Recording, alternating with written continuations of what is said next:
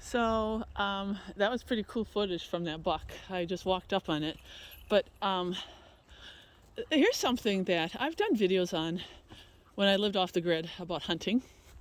Some people really are interested in that part of self-sustainable living. And I really am and I'm just going to say this because it's going to freak people out who, it can be freak people out who are religious or, because it can be controversial, but I still support hunting as a way of self-support. So with that said, I actually have quite the background in hunting. I learned it from my ex-husband, who is a very skilled hunter, very, very skilled. He's done it ever since he was a young man, and he's very successful. So as I'm walking, if you are interested in this video and some hunting tips, if you're new and you're just scratching the surface, this is what this video is going to be about. It is going to be about just simply hunting, and actually, where do you put up a stand, and what do you do with the woods here? Where do you go? What does that look like? So, okay. And if you're not interested in that, I will gladly bid you. We'll see you in another video. So I have hunted for, the lifespan of my marriage, which was 24 years. And yes, I have harvested some very nice trophy bucks, thanks to my ex-husband. And I've enjoyed hunting, and I've learned a lot from him. We would spend countless hours in the woods scouting. And in order to successfully harvest an animal, it really does start with understanding the dynamics of scouting and placement of your stand and understanding deer behavior, etc., etc. Here on this little logging road in the woods, the first thing I want to say is you see a buck like I did, and I've also seen other deer sign. I've run into does, so they're definitely in this patch of woods is some deer, okay? And that's the first place. Start with where you've actually seen animal life and you've seen deer. And we're actually going to go here. Now, you got to get into the woods in order to find a good place to put a stand. And that does take time, and it does take effort. Now, some of the things that we used to do when we'd be scouting is we would use topography maps. Google is really good. What you want to do is figure out their area, where they're bedding. There's a lake over here. There's a logging road over here. There's a blacktop road over here, and there's a highway way over here. So this is a great sanctuary for deer to be. And so that's what you have to look at. You have to look at the maps to kind of see, where the deer are. Now, and then you got to get out and do the scouting. And part of the scouting, look at Mario, is I love getting in the woods and just finding deer sign. So a lot of it is finding deer trails, finding fresh droppings to see if they're still using these deer trails, looking for even older sign like deer rubs. Now, you want to do this before hunting season, but you also want to keep actively scouting during hunting season, because when the rut starts, then the buck is going to start leaving sign, and that's going to be even more clues as to where the deer are and where the activity is. I love it when I'm scouting, when I find, isn't that cute? It's really awesome. So the next thing is then finding a place to set up your stand. Now let's just envision that there's a trail here maybe, and there's a trail over here. You've got the lake here, so the deer aren't going to come from here. Before you even place your stand, you're going to have to figure out where the wind is coming from, and where the deer are coming from. So if the deer are coming from that way, and you know they're not going to be coming from that way, right? And then I pull a piece of hair. I don't know if you probably can't see that, but I pull a piece of hair and I check the wind. I check the wind. So the wind is actually blowing towards, see that? The wind is actually blowing towards there. So that's awesome, because then I don't want to, I mean, this is like perfect, because that way you want to be downwind. Is it downwind? Upwind. Downwind of the deer. So I would look at these trees. I mean, look at this tree back here, that one over here. This is a great tree. Perfect. Because if the deer is coming from this way and the wind is coming from this way, they're not going to smell you. You have a great backdrop over here where they're not going to come behind you. And so they're going to come out and loiter in this area here. And so what I would do is I'd put my deer stand in up there, and I'd go high. You know, you don't want to be low. I've seen deer stands that are just pathetic. They're only like, 6 feet off the ground. You got to get up high. But when you get up high, you got to practice up high, because it changes the trajectory of your arrow. So just make sure that if the higher you go, the more you practice, okay, in your stand.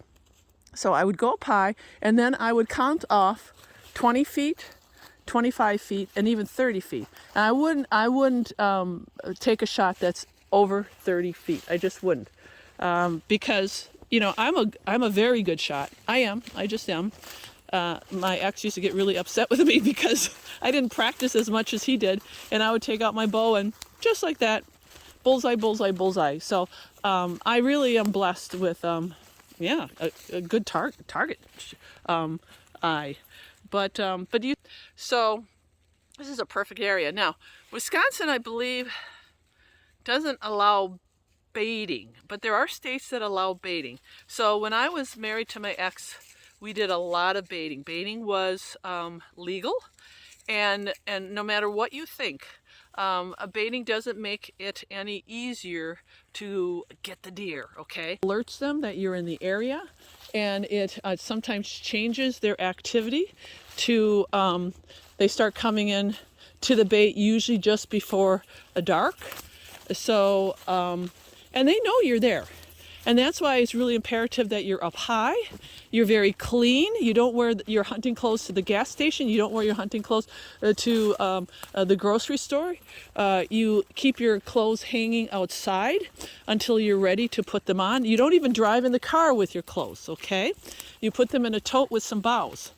But if hunting is legal, then place the deer bait within 20 yards of your deer stand. I can attest to the fact as proof that my ex-husband has killed big bucks off of baits. Big bucks off of baits.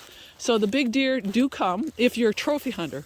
But this really is for meat. It's self-sustainable. So we're really looking at, but I'm just saying, big deer, big trophy deer come into baits, and so do the does, okay? And the other thing that I want to add too is with stand placement is make sure that you are planning your exit and your entrance.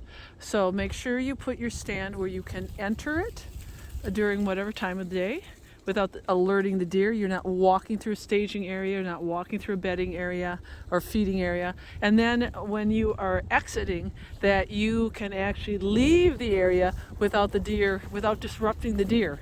That's really important, because once the deer are spooked, then the gig is up. Especially, trophy hunting, is a whole different ball game. But even, when you're meat hunting, the does are, I think they're smarter than the bucks sometimes. It's just how us women are. Now, if they don't allow hunting, and they didn't over in Idaho, so my ex found a very creative way around that, the use of salt blocks. So it's kind of after the season right now, but remember this, like in the spring, put out salt blocks. And the deer will start coming to that area of salt, and especially in the summer. And it will start drawing them in, and hopefully then you can hunt that area. and you can actually see the activity. The other thing I would start using is game cameras. Game cameras are really awesome once you do your scouting and you find an area. Then you can see, what's coming by the game, what's coming on the trails. Is this a trail that is being used, or is it just really sporadic? Am I wasting my time in this area? Okay, now moving on. It's fall. And remember, I talked about active sign. Some of the active sign you want to look for are scrapes and rubs. And a scrape is this right here. You're going to find a tufted up area that's hoofed up, and it's always going to be above a branch. What happens is the buck comes in, scratches the ground, urinates on that place, and then he rubs his antlers in there, leaving more scent. So he is marking his territory to let the does know that he's around. And then the does will find that scrape, and they too will urinate in it. Now, when you find one scrape like that, there's probably going to be another scrape. And so on this logging road, where I seen that nice sized buck, there are a lot of scrapes along here, and that's what they do. They'll make a primary scrape, which is a very, very big scrape. And if you can find that, that's where you want to sit. You want to sit, around that primary area. But just know that they're not going to be scraping it just when you think they're going to be scraping it. I saw that buck at high noon, and my ex has taught me that high noon is a great time to hunt. Everybody wants to get up early in the morning or late in the evening, but if you're not hunting a bait, high noon is actually a great time to see animal movement, a deer movement, and he's been very successful with high noon. So here's another scrape. You see that? Looks like he hasn't been here. You can tell if the scrapes are active, because especially in the fall, if they're covered with leaves, that means he hasn't been there for a while. But if they're really scraped down to the dirt, that's an active scrape. Here's another hint too. A lot of people will spend a lot of money on lures. I really wouldn't waste my time. Some of the things that we would do is we would actually urinate in the scrape, and the reason being is urine is urine. And but one of the things my ex did find out that really works well is if you have a friend who owns a farm and they can catch the urine of a cow that is in estrus. It's the best lure ever. And see, here's another scrape. See how close? There's one here and there's one right there. So he's walking, that buck is walking along this road here and leaving his mark. And when I come and I walk every day, I see deer in here. This is just a really great habitat. And so, the other thing that also works well is deer decoys. I've used them, and I had one deer come in, and it's amazing watching them because and rattling. I have rattling horns. I do rattle.